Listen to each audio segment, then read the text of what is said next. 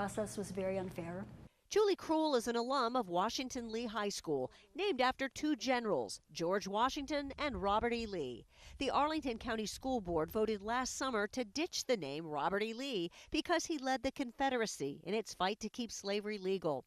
The board picked a committee to choose a new name. Julie Krull was on that committee as a representative of the alumni. If the school board really did want to look at the community and their feelings, that they really did not do it. In protest, she abstained from voting. Two other members quit the committee in protest. One is Patrice Kelly, whose daughter attends Washington Lee. The process was so manipulative, we were told not to express our opinions.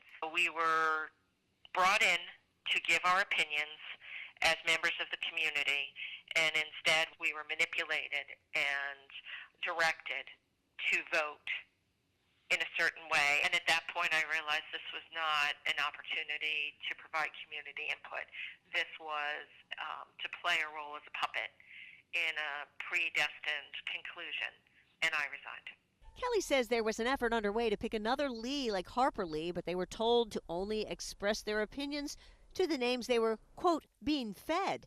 One of those was Loving, for the landmark civil rights decision that struck down laws banning interracial marriage. The committee chose Loving. Student Chloe Slater was on the committee and likes the name. I like the name Washington Loving because Loving, to me, it just represents the diversity that Washington Lee has, as well as inclusion and acceptance.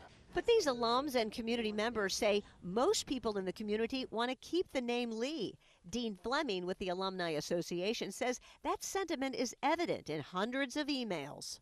It's keep the name, keep the name, keep the name, keep the name. Washington and Lee mom Tony Delancey says there's good reason to keep the name Lee.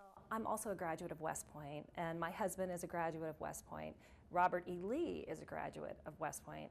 West Point graduates are willing to lay down their life for their fellow man, and that's honorable. That's what I choose to focus on when I look at this man. A lawsuit by two students and alums who want to keep the name Washington and Lee heads to court this Wednesday.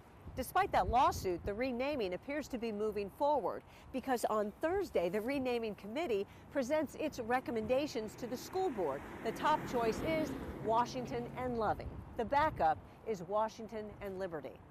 In Arlington County, Peggy Fox, WUSA 9.